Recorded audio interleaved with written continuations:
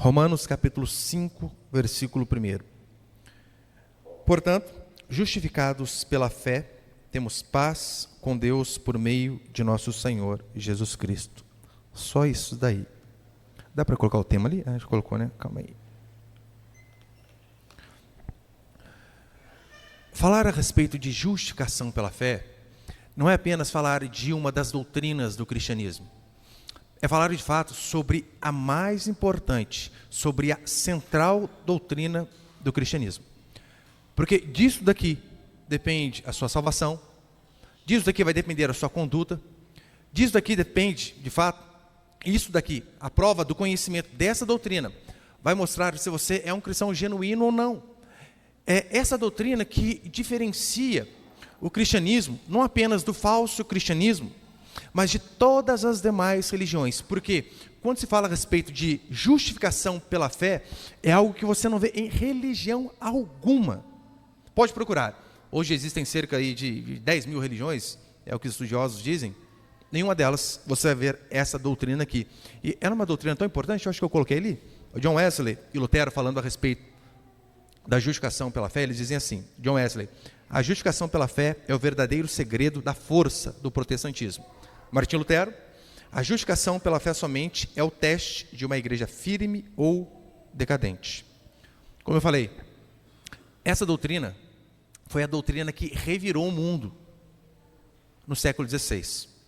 A reforma protestante vem pelo fato de homens entenderem de forma correta este termo. Essa é a doutrina mais importante, dela depende a sua eternidade e a sua salvação. Mas eu desafio você, saia por aí perguntando para cristãos que por vezes têm anos de igreja, se eles conhecem a respeito dessa doutrina. Eu falo para vocês que eu já questionei pessoas que estão na igreja antes de mim. Olha, você já ouviu falar sobre a justificação pela fé? O que é isso? Calma aí, você nasceu na igreja e você não sabe? Não, me explica. Lutero, sendo questionado por pregar a respeito deste tema, uma vez um homem chegou diante dele e disse assim: mas calma aí, Lutero, só o que eu ouço você falar a respeito deste assunto é a 20ª vez. Você não está falando muito? Ele disse: não, eu necessito falar muito, porque este é o assunto central da fé cristã. É por este motivo que Paulo vai dizer também assim: não me desgosta, e é segurança vossa que eu vos fale as mesmas coisas. Doutrinas importantes devem ser faladas constantemente. E a grande mensagem do Evangelho não é que você tenha paz com a sua esposa, não é que você tenha paz no seu trabalho, não é que você tenha um lar harmonioso de uma vida próspera. Não somos contra essas coisas, oramos por isso e cremos que o Evangelho também tem o poder de fazer essas coisas em nossas vidas. Mas o seu maior problema não é falta de paz com as pessoas. A Bíblia diz que é falta de paz para com Deus.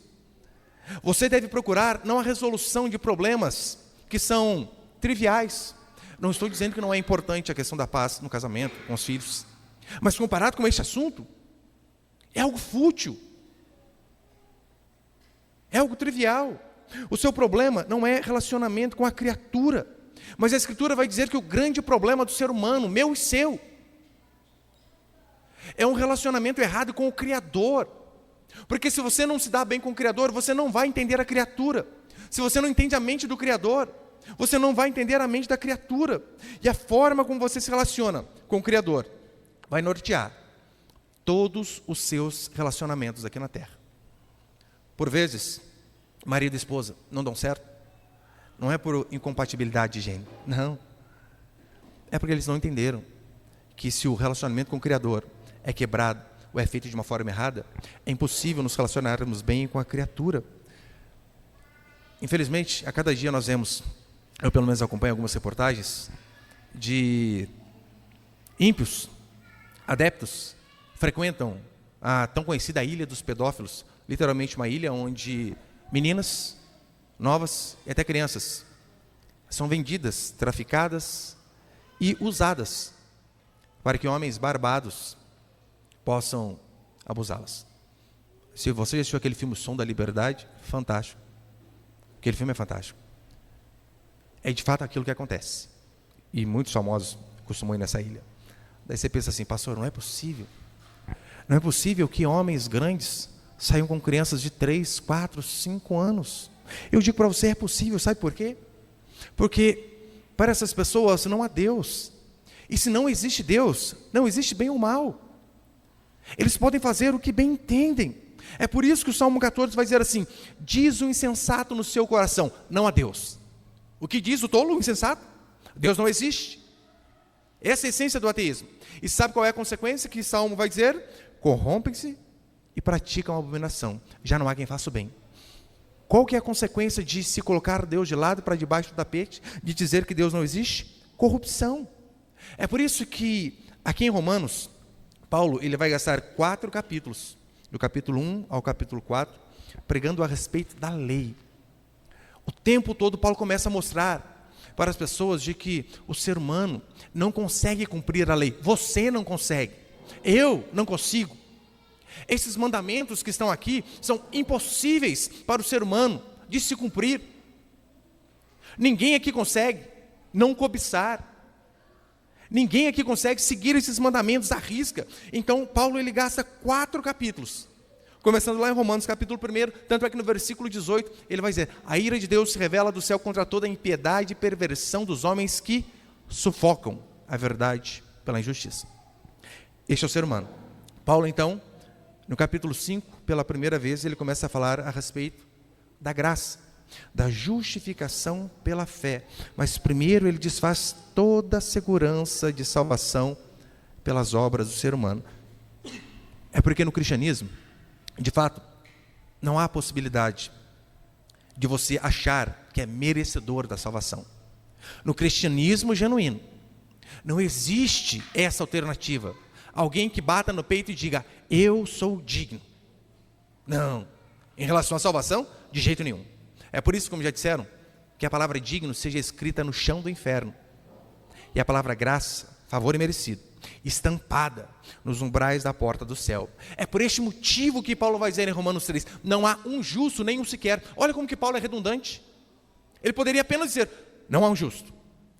Mas ele reafirma, nenhum sequer. Todos se extraviaram e a uma se fizeram inúteis. Seus pés são velozes para fazer o mal, a sua boca para falar o que não deve.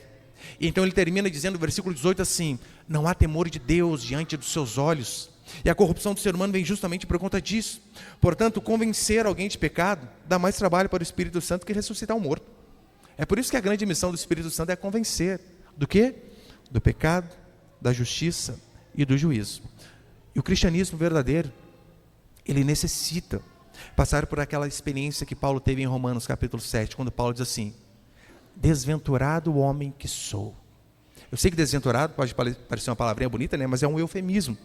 O que Paulo está dizendo é desgraçado, sem graça, sem a graça divina, amaldiçoado, desgraçado o homem que sou, quem me livrará do corpo desta morte? Se você não chegar a este entendimento, de que você não é digno de coisa alguma, de que se não for a graça de Deus sobre a sua vida, você está perdido, meu irmão, o cristianismo está longe de você. É por isso que Paulo, ele gasta 4 capítulos para dar o remédio, para mostrar primeiro a doença, para só que no capítulo 5 ele dá o remédio. Porque não é assim que funciona. Se alguém chega em você e diz assim, olha, você precisa começar a fazer uma quimioterapia urgente, você diz, mentira, eu estou bem, eu sou saudável, eu tenho um histórico de atleta. É mentira. Mas se alguém disse isso para você, pega uma radiografia e mostra o seu corpo todo cancerígeno, eu tenho certeza que você vai clamar pelo remédio, ainda que ele seja o mais dolorido possível, porque nós só valorizamos o remédio quando entendemos que estamos doentes. E o remédio de Deus para o câncer chamado pecado não são as filosofias platônicas, aristotélicas, não são as suas boas obras. O remédio para a doença do pecado é apenas um. E Paulo e a Escritura chamam este remédio de justificação pela fé. Quem não entende isso, está perdido. Se você não entende, você não sabe o que é cristianismo. Talvez a sua religião até hoje tenha sido um conglomerado de regras para que o Papai Noel te abençoe. Sim. Porque do mesmo jeito que crianças são obedientes ao Papai Noel durante o ano para receber o presentinho no final, muitos cristãos que não entendem a justificação pela fé fazem a mesma coisa, só que com Deus. Eles juntam suas regras, e boas regras, e pensam que ao obedecê-las, ele vai ser digno do céu. Não vai. O diabo ele não se importa. Se nós, aqui na igreja, pregamos princípios de casamento, sobre criação de filhos, se nós pregamos sobre como ser feliz e saudável, desde que nós não preguemos a respeito da justificação pela fé e de como o homem é salvo, ele não se importa. Nós podemos ir por ele, podemos ir bem casados para o inferno, cheio de saúde, dinheiro, de montão, não há problema para ele. É por este motivo que as religiões, e todas elas, nelas eu incluo o cristianismo, eles pregam apenas 2 caminhos para a salvação. Não tem como fugir disso. Ou você vai para o céu por conta daquilo que você faz, ou você vai para o céu por conta daquilo que alguém fez. Qualquer religião, ou você é salvo pelos seus méritos, ou você é salvo pelos méritos de alguém. Se você duvida, converse com um bom católico. Eu digo aquele católico praticante. Converse com ele. Pergunte a um adventista. Pergunte a um arminiano. Chegue e diga assim: olha, se você morresse hoje, qual seria o seu destino eterno? Eu posso adiantar a resposta deles para vocês. Vai ser assim: puxa, não tenho tanta certeza assim, eu tenho algumas coisinhas ainda para melhorar, uns vícios para deixar de lado, algumas coisas que realmente eu preciso fazer. Em outras palavras, o que eles estão dizendo é: hoje talvez eu não tenha certeza da salvação, mas se eu melhorar algumas coisas, aí sim eu serei digno. É isso que eles dizem. As religiões, elas dão mapas e dizem assim: sigam este mapa que vai te levar para a vida eterna. Eu não estou dizendo que são mapas ruins. Às vezes nesses mapas o caminho é até bom, os mandamentos são até bons, só que eles se esquecem que o ser humano não pode caminhar por si mesmo. O cristianismo é o único que, além de dar o caminho, ele dá alguém que nos carrega e nos leva até onde devemos ir. É por este motivo que até o capítulo 4 de Romanos, Paulo ele vem destruindo a segurança do homem em si mesmo, mas é aqui no capítulo 5, ele então vai oferecer a segurança da salvação e da paz para com Deus, não com base naquilo que nós fazemos. E nessas poucas palavras aqui do versículo 5, como nós lemos: portanto, justificados pela fé, temos paz com Deus por meio de nosso Senhor Jesus Cristo. Nessas poucas palavras está a resposta para muitas perguntas e também está o consolo para a maioria das angústias dos seres humanos. Eu quero passar aqui então 3 princípios a respeito de Romanos capítulo 5. Põe o primeiro, por favor, meu irmão. Primeiro, só os condenados podem ser justificados. Só é um cristão genuíno aquele primeiro entende que é um pecador ferrenho. Não tem como fugir disso. John Bradford, um reformador que foi morto em 1555 na fogueira, toda vez que ele via alguém ser condenado, seja fogueira ou qualquer outro tipo de morte, ele, olhando aquela pessoa indo para a morte, ele dizia assim: lá vai John Bradford, se não fora a graça de Deus sobre sua vida. Ele sabia que cada pessoa que ia para a morte, ele não ia porque Deus o estava agraciando ainda. É por este motivo que Simeão, quando ele, de fato, vê Jesus Cristo nos braços de sua mãe, levado ao templo para circuncidar, diz a Escritura que ele vê aquela criança e ele esperava por ver o Messias. E então ele pega aquele menino nos braços e diz assim: essa criança foi destinada tanto para a ruína como para levantamento de muitos. E a genuína conversão, ela tem este caminho: é ruína para depois se levantar. Primeiro somos colocados no chão, primeiro somos derrubados, humilhados, para que depois Cristo possa nos levantar. Pois só existem 2 tipos de pessoas no mundo: aqueles que sabem que são pecadores, essas pessoas, e o segundo tipo, aquelas que ainda não descobriram que são pecadoras. Só esses 2 tipos. O maior problema, seja de católicos, seja de muitos cristãos é que eles acreditam na justificação pela bondade, ou seja, eles acreditam no céu por mérito. E este é o problema de muitos dentro da igreja cristã. Eles se esquecem que Paulo vai dizer assim em Gálatas 2: não anula a graça de Deus, pois se a justiça é mediante a lei, o cumprimento da lei, a obediência da lei, segue-se que Cristo morreu em vão. Em outras palavras, o que Paulo está dizendo é assim: se você acredita que você vai para o céu com base nas obras que você faz, nas suas bondades, Jesus Cristo morreu em vão, não precisava. Se você vai para o céu com base naquilo que você faz, ora, qual o motivo dele ter morrido na cruz? Poderíamos muito bem trocar aquela inscrição em cima, lembra da cabeça dele? JNRJ, Jesus Nazareno, Rei dos Judeus? Poderíamos trocar por B-O-B-O, bobo. Morreu como bobo, não precisava. Eu dou conta. Quando você acha que a sua salvação depende das suas obras, em outras palavras, é isso que você diz, é exatamente o que Paulo afirma. É por isso que em Romanos 3 ele vai dizer: concluímos, pois, que o homem é justificado pela fé, independente das obras da lei. Acho que coloquei ali, né? O homem é justificado pela fé, independente das obras da lei. Portanto, não entenda errado. Não entenda que, olha, Cristo morreu para nos capacitar a alcançar a salvação. Mentira! Jesus morreu para efetivamente nos salvar. Não foi para fazer a parte dele e nós fazermos a nossa, porque muitos pensam que a caminhada cristã, que a salvação, é como se fosse uma corrida de revezamento. Já viu no atletismo, o 4x100? Saiu primeiro correndo, passa o bastãozinho para o segundo, e corre, passa para o terceiro, e corre, passa para o quarto. Muitos pensam que a caminhada cristã, que a salvação é assim. Jesus Cristo, ele vem e sai correndo primeiro, morre na cruz por nós, e passa o bastão. Agora você tem que obedecer, rapaz. Faz certinho aí, senão não adianta. Senão a corrida acaba que não termina. Mentira. Não é assim.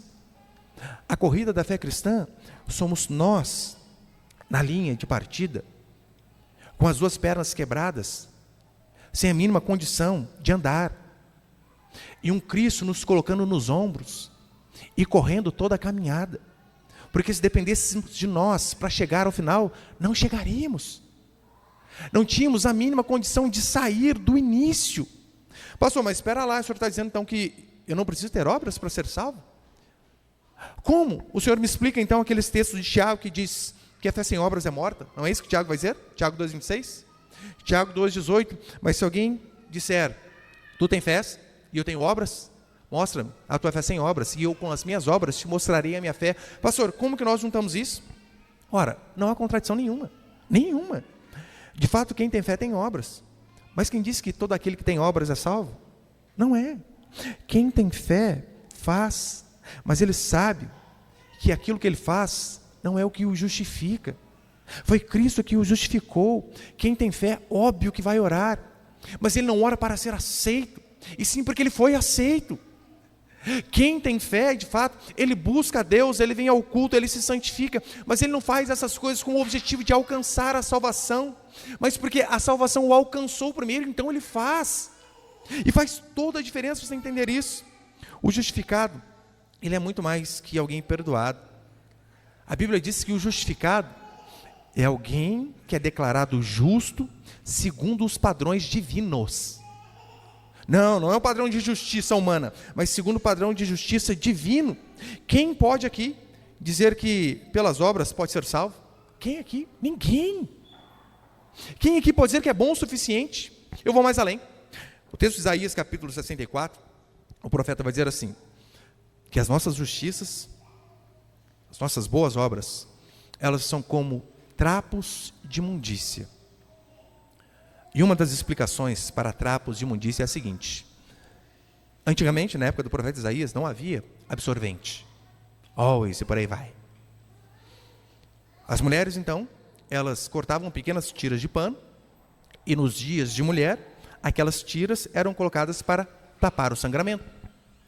Aí Isaías faz esta analogia para dizer que as nossas boas obras em comparação à salvação não passam de um absorvente sujo e imundo, levando-se em consideração que a mulher era considerada impura, nos seus dias. Ou seja, ele está dizendo, não há obras o suficiente que capacitam o homem a ser salvo. O oposto de justificação pela fé em Jesus, não pense que é justificação pela fé em Maria, Buda, Alá, Ellen White. O oposto de justificação pela fé em Jesus é justificação pela fé em si mesmo. Achar que se pode conseguir algo. Quem crê que perde a salvação está dizendo abertamente que confia em si e não em Cristo. É por isso que Martin Lloyd Jones ele diz assim, quando alguém diz, porque pequei eu perdi a salvação, o que ele está realmente dizendo, por outro lado, é, eu a tinha porque era bom. É por isso que essa história de que, olha, ontem eu era salvo e hoje eu não sou, é um problema terrível. Se você era salvo ontem e hoje você não é por conta de um pecado que você cometeu, você está dizendo que ontem você era salvo porque ontem você era bom. Você estava em obediência.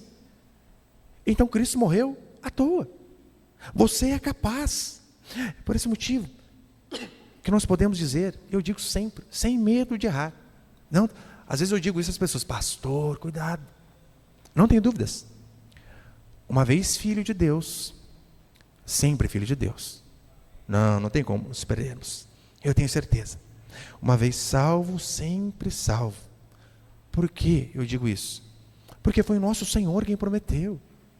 Não tem a ver com as nossas obras, mas tem a ver com a promessa dele. Não foi ele que disse, eu lhes dou a vida eterna, jamais perecerão? Foi ele quem disse. Foi ele que disse que aquele que começou a boa obra em nós é fiel para completá-la. Ele começou, ele termina. Foi ele que num diálogo com Deus Pai, ele diz assim, dos que me deste, não perdi nenhum. Agora você acha que você pode ser o único, o primeiro que se perdeu? Não vai. Se você é de fato filho de Deus, eu tenho uma boa notícia para você. Você não vai se perder. Nem que para isso Deus que tenha que te matar. Eu não sei se eu te animo ou se eu te desanimo falando isso, né? Se você é filho de Deus de verdade, nem que Deus te mate, mas você não desvia. Por que eu digo isso? É o que nós vemos na Escritura. Via de regra acontece assim. Se você teima, sendo filho de Deus, em viver no pecado, primeiro o Espírito Santo vai lá, como alguns dizem, né, incomodar. Ele não incomoda, ele nos alerta. Você está vivendo errado. Muda de vida. Abandona o pecado. Faz isso. Pastor, é possível taparmos os ouvidos para as orientações do Espírito Santo? Óbvio que é. Davi fez isso. Davi pega a mulher de Urias, única mulher dele, tendo um monte. E Davi era um homem segundo o coração de Deus. Burlou sua mente. Você acha que na mente de Davi não sabia? Rapaz, é errado, Davi. Você tem um monte, faz isso. É possível, sim, taparmos os ouvidos para o Espírito Santo quando estamos no pecado. Aí entra o segundo estágio. Assim como aconteceu com Davi. Deus envia um profeta lá para apontar o dedão na sua cara. Pode ser um pastor, uma pregação através de um culto, o link de um vídeo na internet, um irmãozinho que vai lá na sua casa de forma despretensiosa. No meu caso, uma senhorinha de coque desse tamanho que colocava medo em mim toda vez que ia na minha casa. Ela ia lá, eu já tremi inteiro. Raquel, eu acredito que essa mulher está aqui de novo para falar com sua mãe. E toda vez ela ia, Rafael está aí, eu saía de casa, sem exagero. Tanto medo que eu tinha da senhorinha, do coque. Cadê ele? Tem que ir para a igreja. Ai, Jesus amado. Tem essa segunda possibilidade. Mas ainda assim, é possível não darmos ouvido ao profeta? Claro que é. Davi deu ouvidos a Natan quando Natan disse, tu és o homem. Mas é possível, ainda assim, nós não darmos ouvido. Aí então entra o terceiro estágio. Se você é crente de verdade, você não ouviu o Espírito Santo, você não ouviu o confronto do seu pastor, a pregação de alguém, aí Deus ele mata você. Mata. Ele não vai deixar um filho dele desviado. Claro que não. Paulo vai dizer que em Corinto havia um caso bem emblemático, onde um homem estava tendo um caso com a própria madrasta. As melhores traduções, os melhores teólogos vão interpretar como madrasta, mas há a possibilidade de ser com a própria mãe. Mas vamos ser benignos, ficar com menos pior. Estava tendo um caso com a madrasta. Provavelmente por ser crente, na igreja de Corinto estava tendo isso. Óbvio que o Espírito Santo falou ao coração dele e não deu ouvidos. Óbvio que os irmãos que estavam ali falaram com ele, ele não deu ouvidos. Aí olha como que Paulo vai orar. Reuni vós o meu espírito, entreguem o autor de tal infâmia a Satanás, para que o corpo seja destruído, mas o espírito seja salvo no dia do Senhor. Ele não quer se arrepender do pecado, não tem problema não, vamos orar para Satanás, destruí-lo, matá-lo. Mas o nome do Senhor não vai ser envergonhado. Claro que não. E assim funciona. Então, aconselho você, com o Espírito Santo falar, você já se arrepende, né? Não espere os estágios mais avançados. Pastor, mas essa doutrina não é perigosa? Uma vez salvo, sempre salvo? Óbvio que é. Toda doutrina é perigosa, já dizia Mark Lloyd Jones mesmo. Toda doutrina é perigosa. Tanto é que essa doutrina, a justificação pela fé, ela vira o mundo de ponta cabeça no século XVI. Isso traz segurança para alguns, mas eu sei que outros podem aproveitar de um entendimento errado e querendo viver de qualquer forma.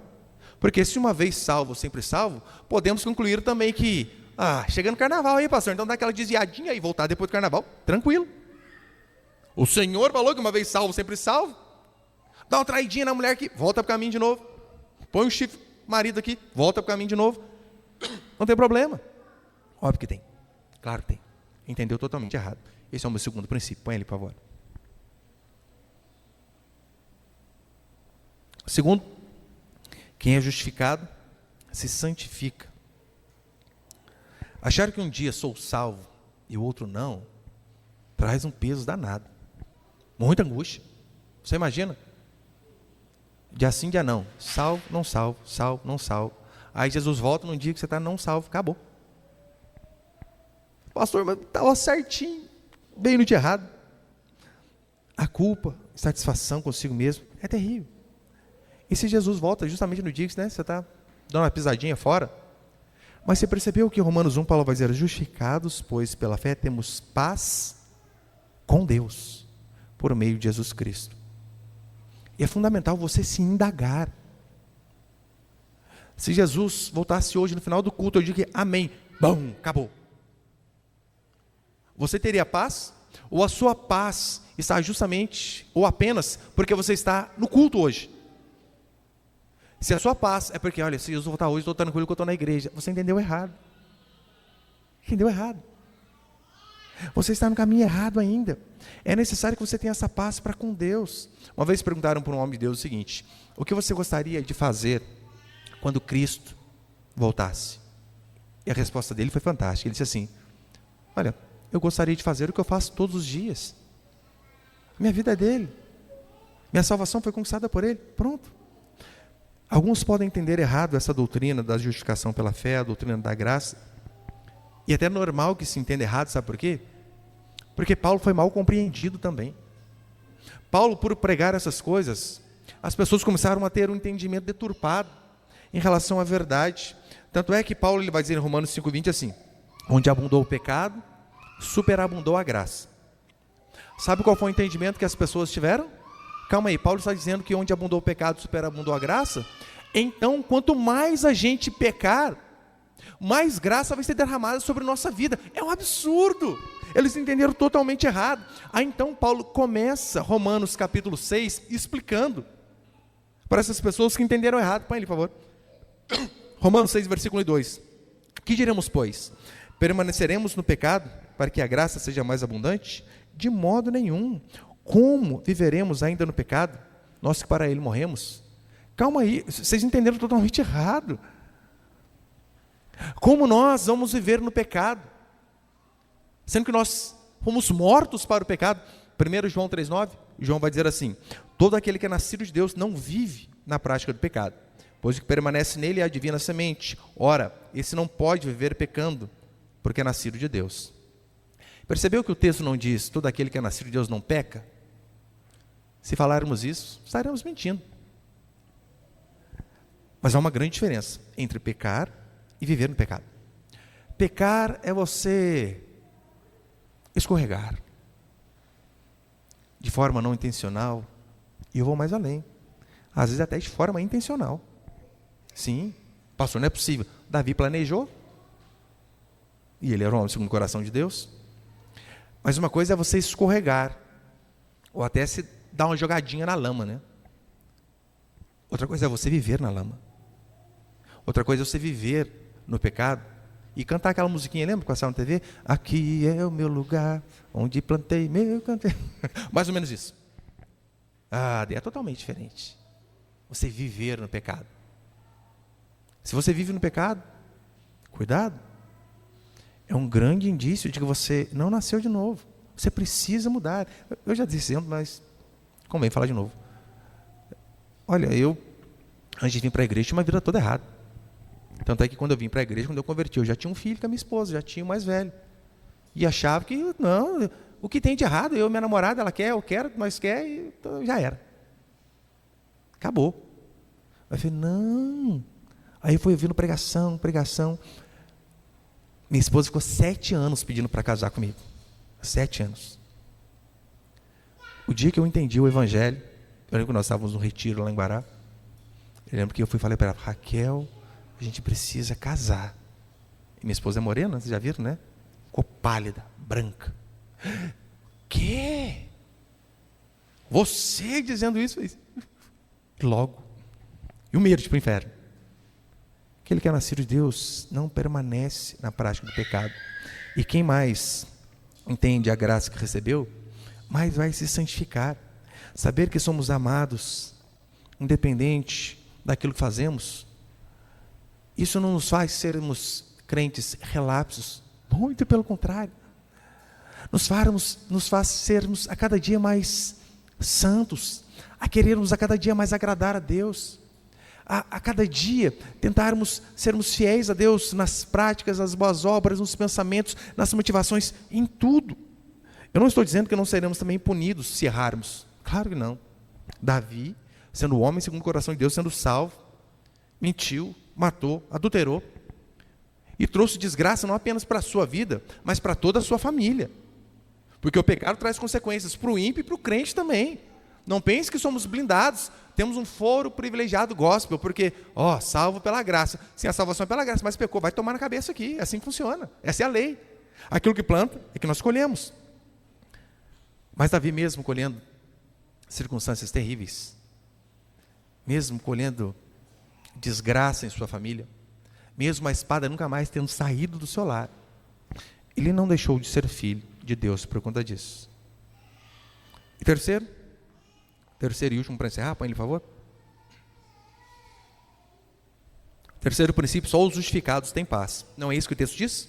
Justificados, pois, pela fé, temos paz com Deus por meio do nosso Senhor Jesus Cristo. O termo que Paulo vai usar aqui para salvação é justificação, é de fato um termo jurídico. A ilustração é basicamente o seguinte: nós estamos num tribunal, e no tribunal ou você é absolvido ou você é condenado. O termo que Paulo usa vai além de ser absolvido. É de fato ser declarado justo segundo os padrões mais rígidos possíveis, no caso, os padrões da lei de Deus. É você entender que quando a Bíblia diz não matarás, mas ele que desejar o mal para o seu irmão já matou. Quando a Bíblia diz não adulterarás, mas aquele que desejar uma pessoa, olhar para uma pessoa com intenção impura, já cometeu adultério. Quando a Bíblia diz que somos justificados, é que estamos sendo justificados segundo este padrão aqui. Este padrão. E convenhamos, o ser humano por si só é impossível de conseguir obedecer esses mandamentos. Você pode conseguir não matar. Espero que não tenha feito isso. Você pode conseguir não matar. Mas quantos aqui já não viram, né? Fulano fazendo algo errado? Que se lasque. Que algo de errado para ele.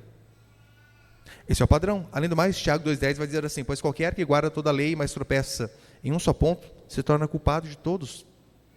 Ou seja, você pode ser obediente em 99,99% da lei. Aí se você comete um deslize, mínimo que seja, a Bíblia diz que você é culpado de todos. Por que os não justificados, eles não têm paz? Porque eles vivem debaixo do peso do pecado. É por isso que Lutero, antes de entender essa doutrina, ele vivia se martirizando. Não sei se você já assistiu aquele filme, muito bom também, Lutero. Ele, um monge católico, criado ali, né, diante das Escrituras, constantemente ele se via com pensamentos ruins, ele se martirizava, dava chicotada, deixava suas costas em carne viva. Antes de entender essa doutrina aqui, ele fazia isso.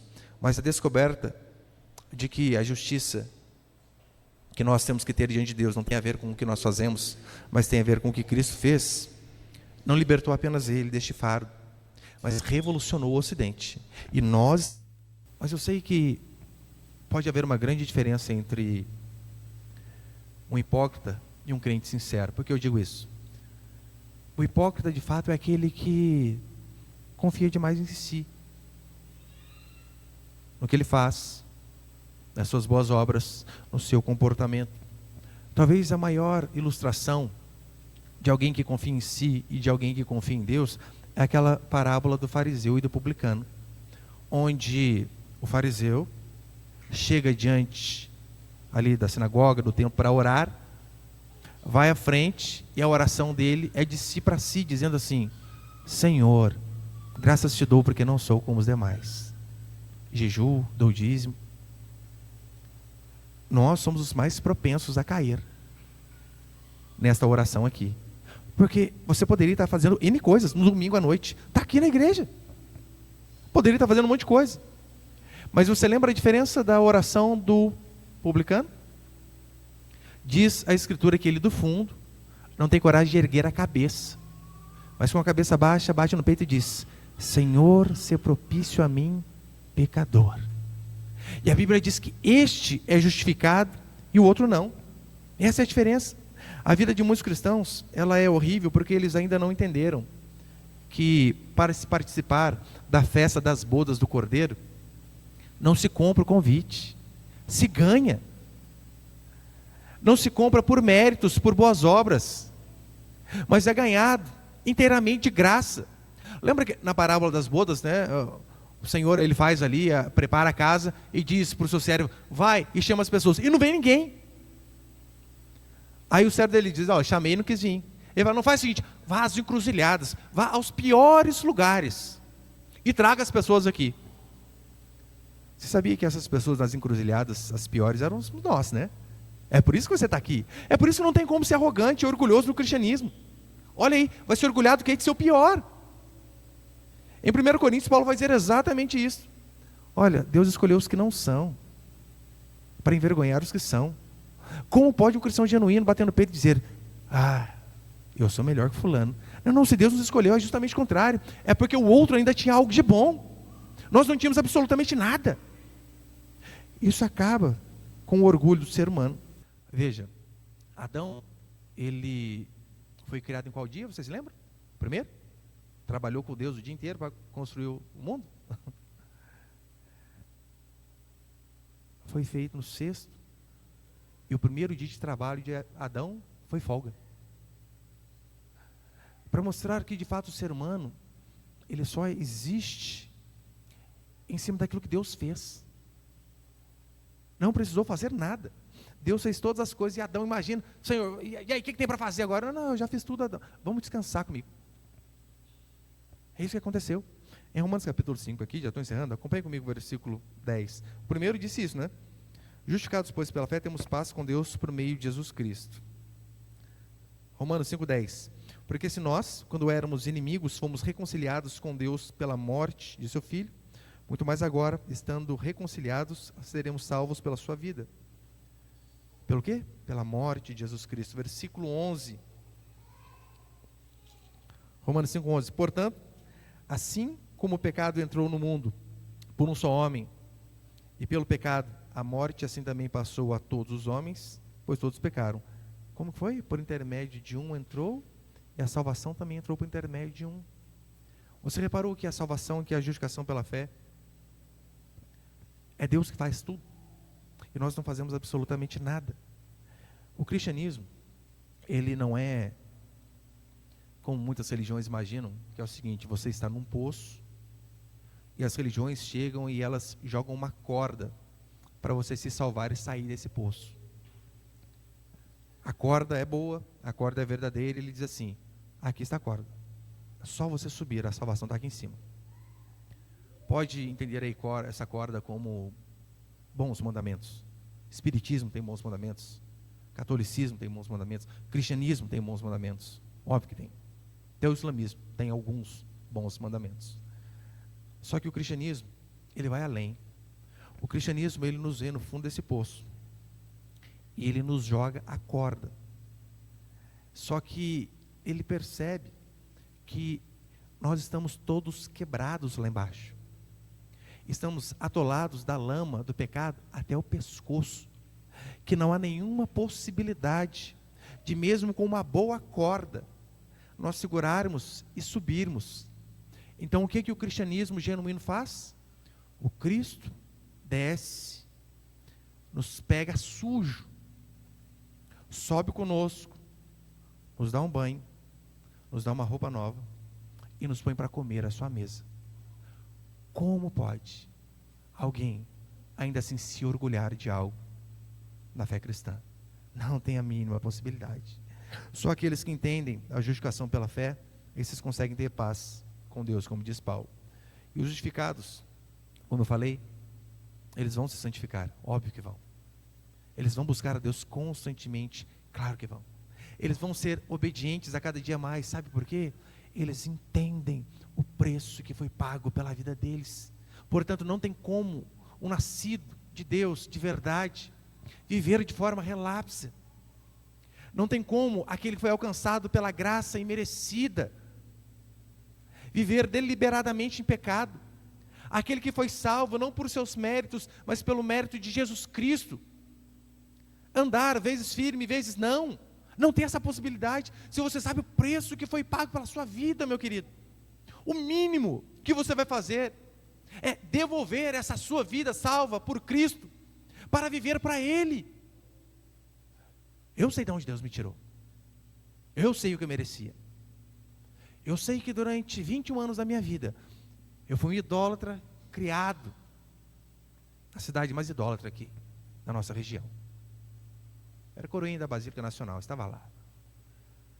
Eu sei o quão pervertida eu era, mesmo tendo uma única namorada, durante toda a minha vida, que é a minha esposa hoje. Eu sei o que eu merecia, por conta de minhas próprias obras, por conta dos pensamentos que, por vezes, perambulavam em minha mente. Eu sei de onde Cristo me tirou e aonde Ele me colocou. Quando você entende isso, a sua vida vai ser em prol daquele que morreu por você. Quando você entende o preço que foi pago por você, primeiro que você não se importa, né, se as pessoas te dão o valor que você queria. Besteira, balela. Ai, fulano não me notou. E daí? Cristo te salvou, o que mais você precisa? E aqueles que são justificados pela fé, que sabem que o sangue de Jesus Cristo precisou ser derramado naquele madeiro, para que você e eu fôssemos salvos. Esses jamais vão viver deliberadamente pecado. Muito pelo contrário. Quando escorregamos, na hora, o que lembramos é: ferimos o amor que nos amou. Oh Deus, não posso viver assim. Preciso fazer aquilo que é correto. E se você entende o preço que foi pago pela sua vida, que a justiça de Jesus Cristo foi imputada a você, não há o que você temer, nem mesmo a morte, nem mesmo doença, nem mesmo governos corruptos, nem mesmo a pior desgraça que pode chegar sobre a sua vida. Porque aqueles que são justificados pela fé, esses têm paz com Deus, por meio de Jesus Cristo. Amém, meus queridos?